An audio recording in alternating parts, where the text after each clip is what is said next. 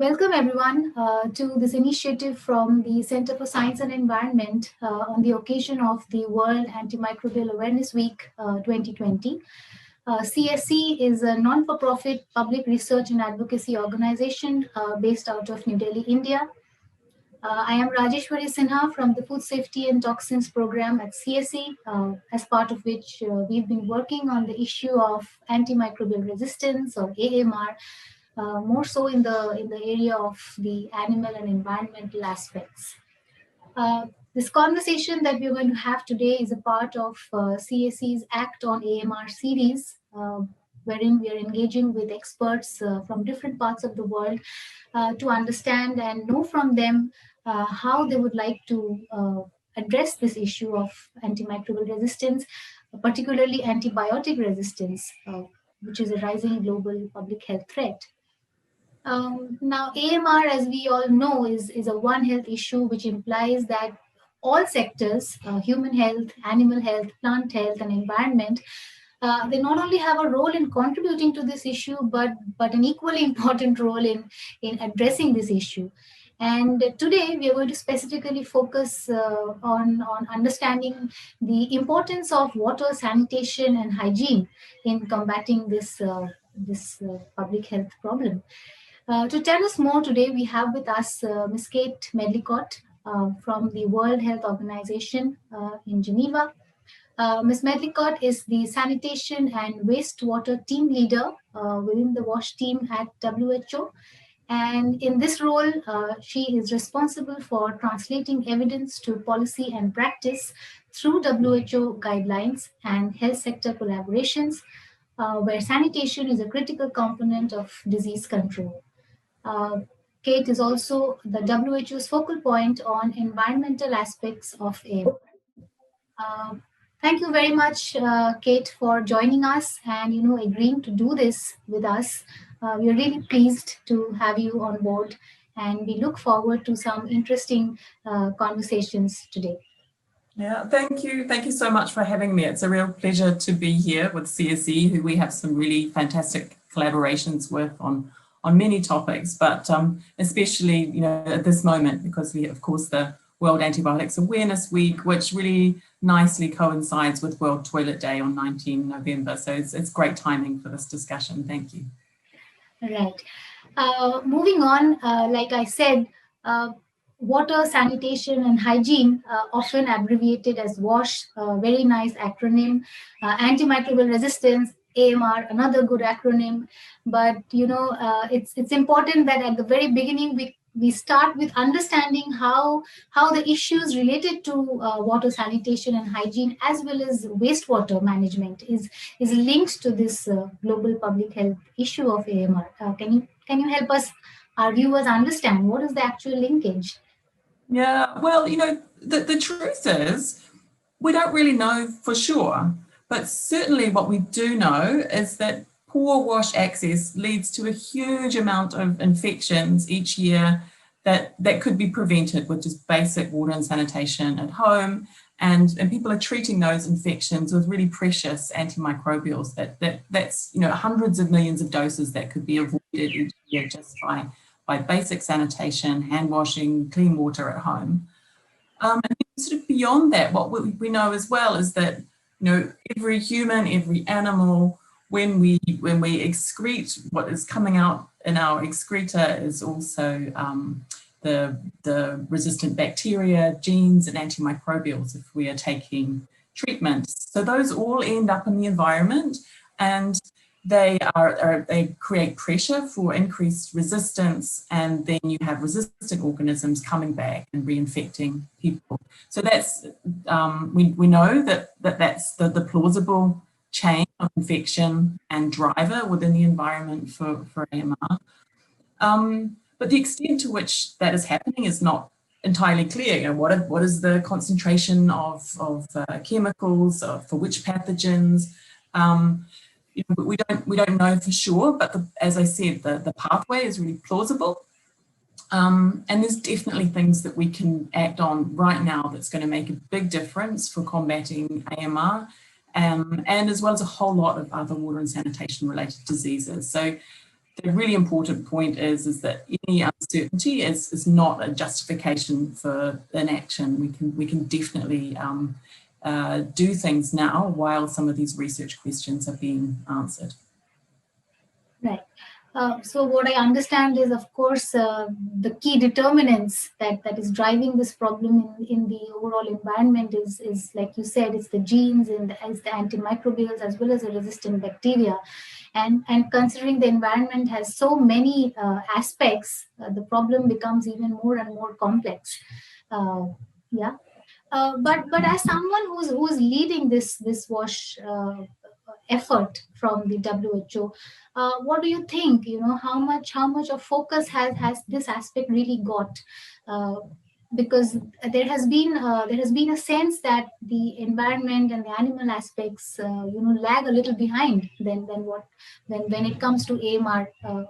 Addressing AMR, and the human health sector is leading it in terms of efforts to address. So, what is the difference? How is it different in developed and developing country when it comes to focus on addressing AMR through WASH?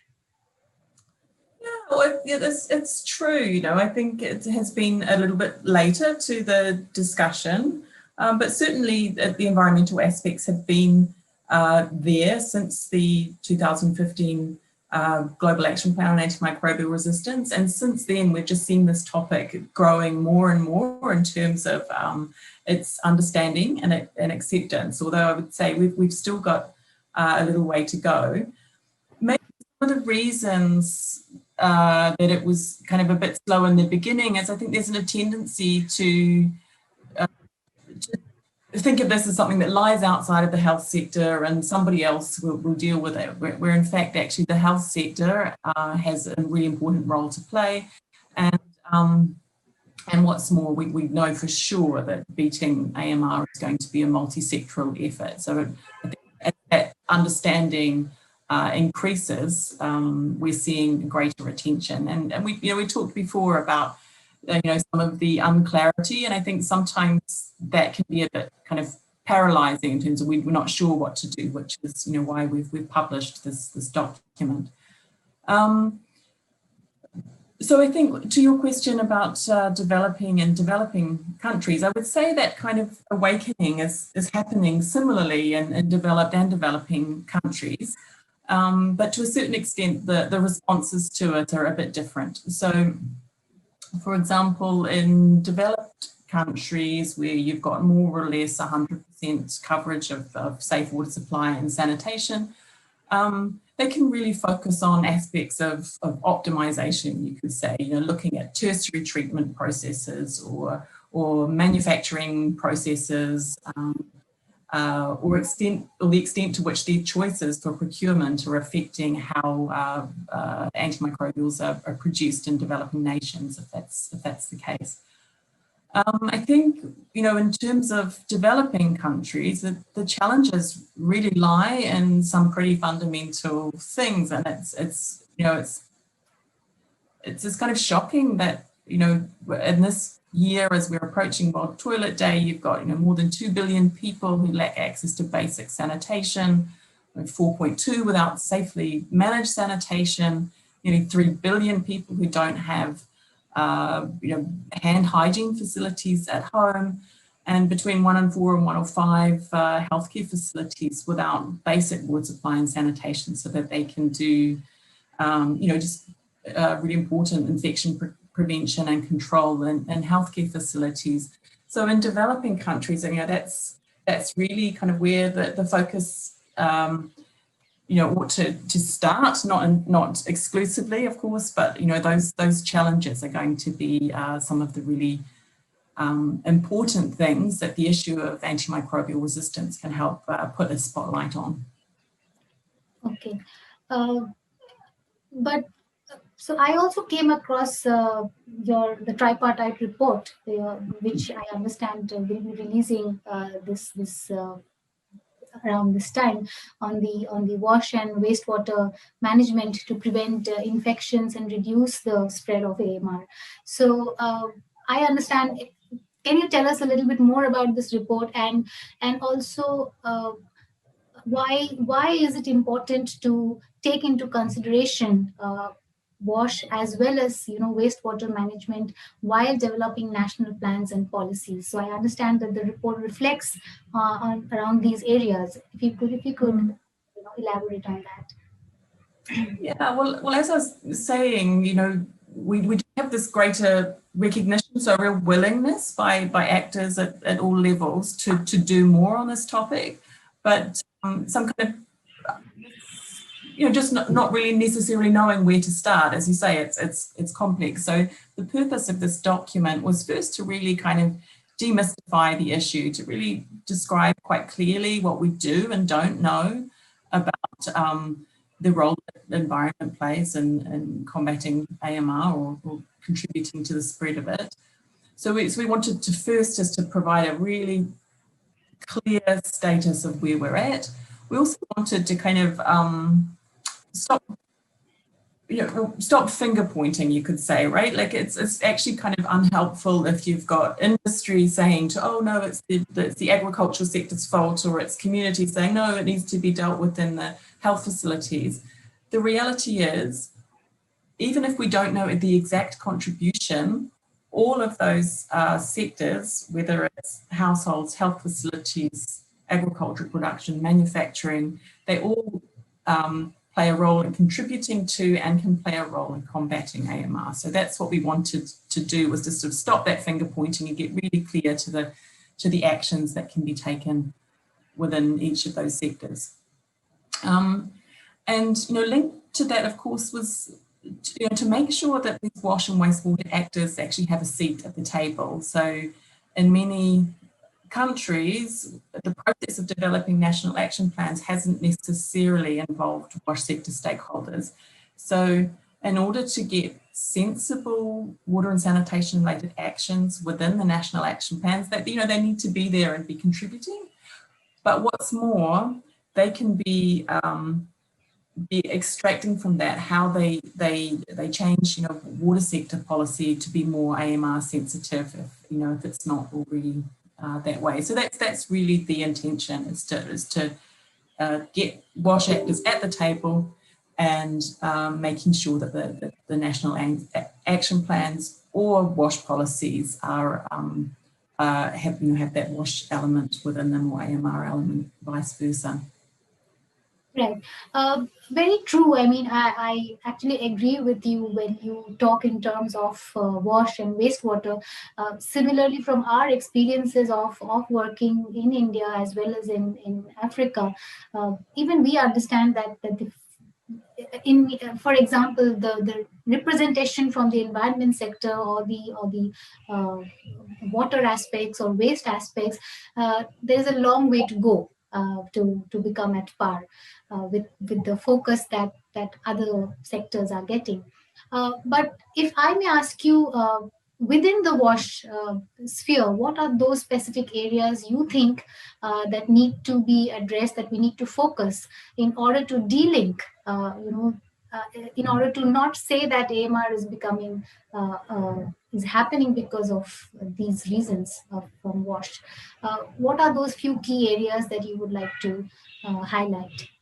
Well, I think those things are really around what in this document, what we've tried to do is really put them into these buckets of ways that we can think about it and manage this in terms of the stakeholders involved. So the first thing is around coordination and leadership. I talked about that in terms of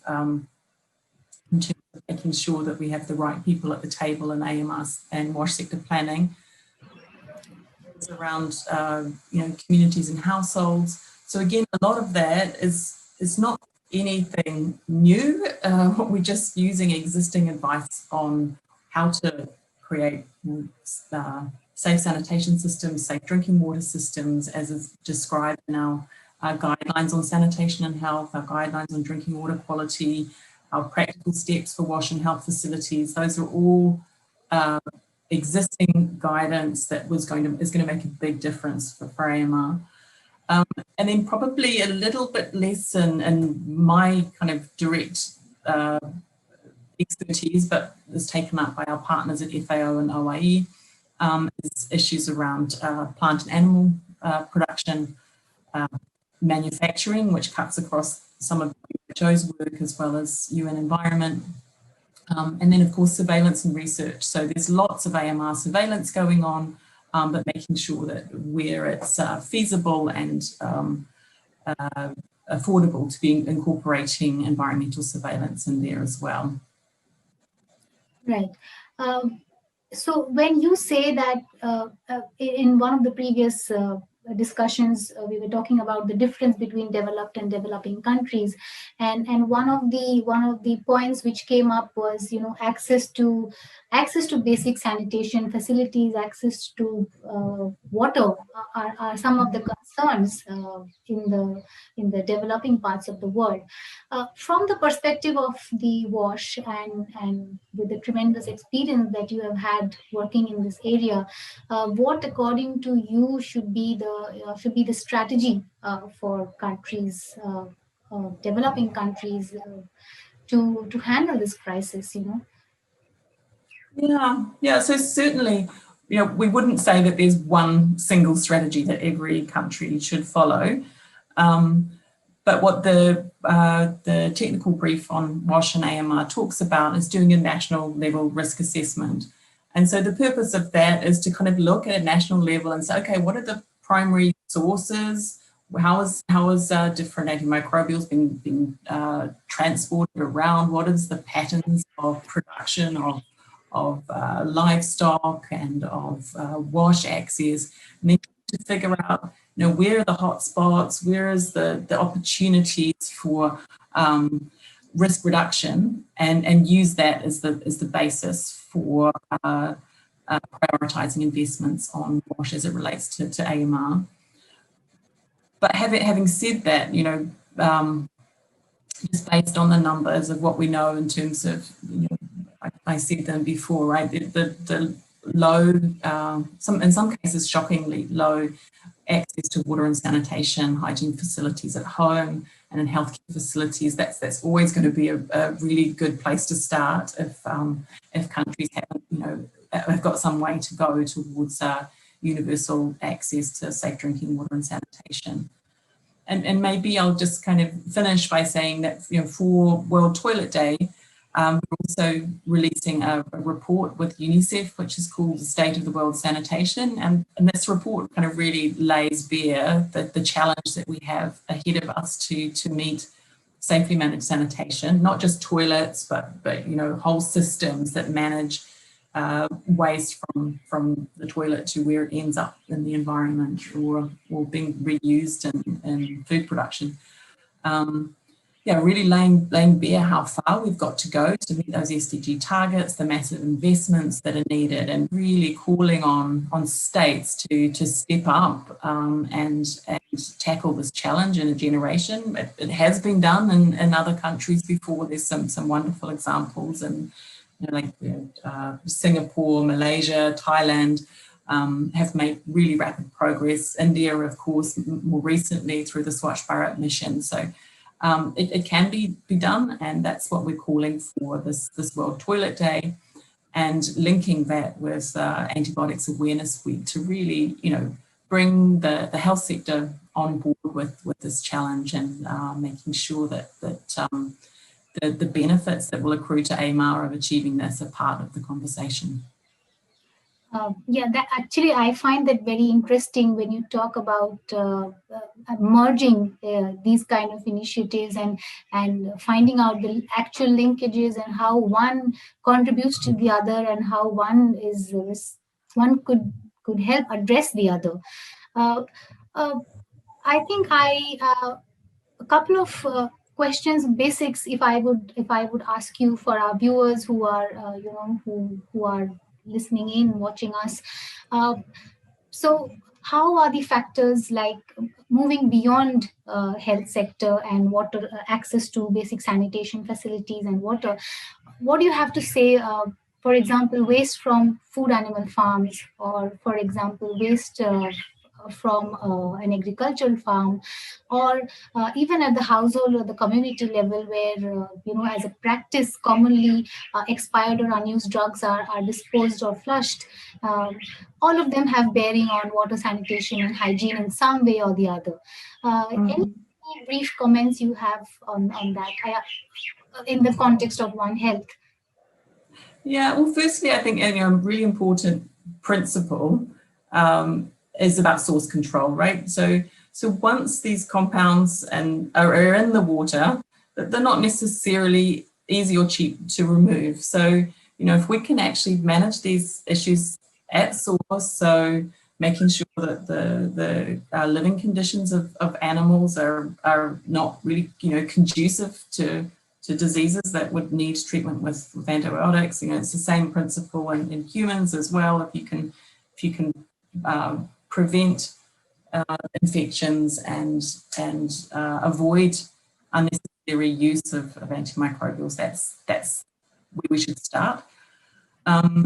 Once you have these compounds or bacteria and genes in wastewater, I think my colleagues at FAO could speak more to the treatment options, but on-farm wastewater treatment is a little more is less common and less well established than say typical septic tanks, wastewater treatment plants, for example, for community waste. So I think there's the manure management guidance from FAO on that wastewater and manure management guidance, as well as on the human side, the safe use of wastewater and excreta and greywater guidance from WHO, and our guidelines on sanitation and health. Sorry, that's rather a kind of a broad answer. No problem. Yeah. So what I gather from this conversation that we had today, one is of course the importance of the environment in the overall AMR domain, and within that the importance of having safe and clean water and sanitation and hygiene across. If I take a cue from your report, where you very clearly outline household settings, farms and factories, manufacturing, and as well as healthcare settings. Mm-hmm. So truly it's truly One Health. It's truly all of them are contributing, but all of them are equally receiving the impact of if I may say, not proper waste management, not proper or AMR centric waste management. So it's a vicious cycle. We are dumping waste which is not treated in the right context from the AMR lens, and then it comes back to us because we are using the same water, same food, and so the true picture is AMR should in the environment is must be at the forefront. I really enjoyed this conversation with you, Kate, and we would really like to thank you for highlighting the nuances of these two very important aspects, which in a way have their implications on public health in one way or the other. Any last comments which you would like to give, Kate? Any message to our viewers? Anything to highlight that you have? Oh, gosh. Well, I think what I would like to just kind of summarize all of this and just say, look, let's really push to get on with those kind of no regrets investments that are just simple, but really overdue things that need to happen, not so complicated. But at the same time, let's work on the hard stuff as well. There's some really complicated research that needs to be done, and we need to address this not just through technology measures, but there's all sorts of policy instruments we can look at, lots of kind of international mechanisms as it relates to procurement and many kind of things. So I think we need to get on with the no regret stuff, do the research, and pull all the levers we have. And like you said, let's demystify the issue instead of thinking it to be a very complex one. Yeah. Exactly. Thank you. Thank you so much. Thank you so much. Yeah, it's really nice that we connected during this week and made some relevant discussions. We just hope stakeholders listening to us, viewers watching us, you find this useful and you can reach out to Kate or us and we can help you connect and understand more about this. Thank you so much, Kate. Thank you.